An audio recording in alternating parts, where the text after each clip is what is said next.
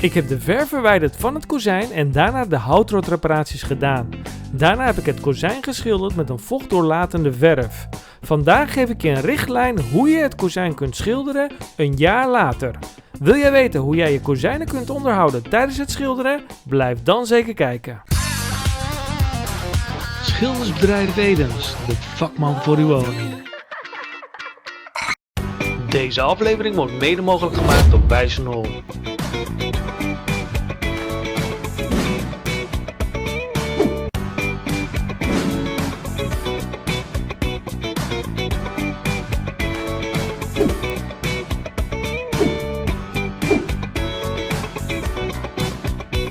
Wijzenol, voor het beste schilderwerk.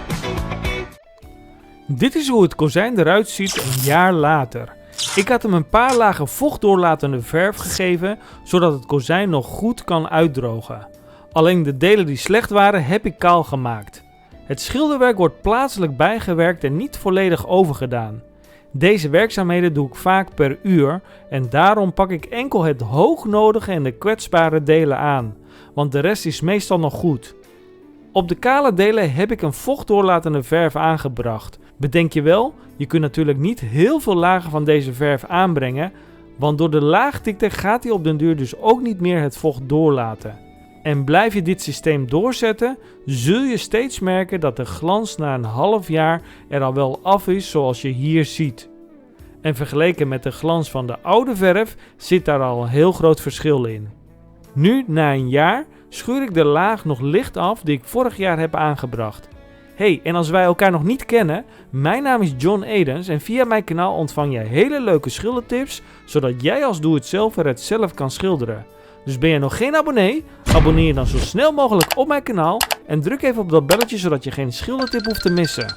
Je kunt een oude schuurpapier pakken om het af te schuren die niet te grof is. Ik gebruik hiervoor P220 die ik nog had liggen. Mocht je nou van mening zijn dat je nog kleine deukjes bij moet werken, dan zou je daarvoor de Renovil van Renovate kunnen gebruiken. Alle producten die je in mijn filmpje ziet, kun je via mij bestellen door te mailen naar info@schildersbedrijfedens.nl. Op die manier sponsor jij mijn filmpjes, zodat ik nieuwe afleveringen kan blijven maken om jou verder te helpen bij het klussen. Na het schuren maak ik het nog schoon met water. Zo verwijder ik de laatste delen stof. Daarna kun je het aflakken met een hoogglansverf. Ik gebruik voor het aflakken de Wijzenol SDT Ultra Hoogglansverf. Deze verf bevat een gesiliconiseerde bindmiddel, waardoor je verf heel goed tegen regen en zon kan. En daardoor je schilderwerk dus langer mee kan.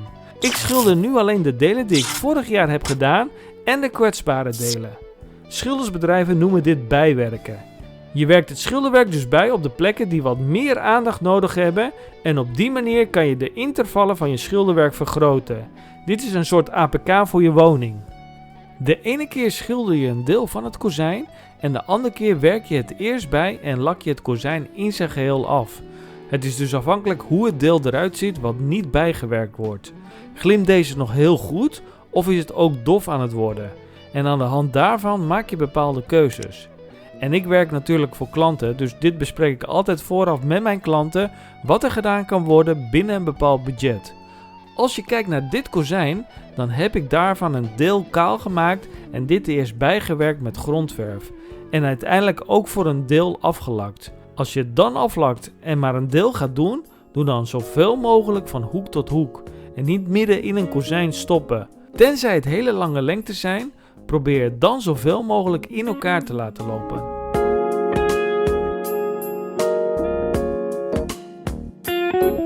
Omdat ik nog zoveel werk te doen had, ook bij andere klanten, heb ik het aflakken niet gefilmd. Maar daar heb ik andere goede video's voor waarin ik je dit stap voor stap uitleg. Maar dit is het eindresultaat hoe het bijwerken eruit ziet. Maar ik kan me heel goed voorstellen dat jij denkt, maar hoe heb je die houtrotreparatie gedaan? En waar moet ik op letten bij de eerste 2 grondverflagen? Of welke stappen moet ik ondernemen om die blaren weg te werken? Hier rechts in het scherm vind je een playlist waarin ik deze video's heb ingevoegd, zodat jij dit allemaal kunt leren. En als jij die stappen volgt, dan kom jij tot een goed eindresultaat.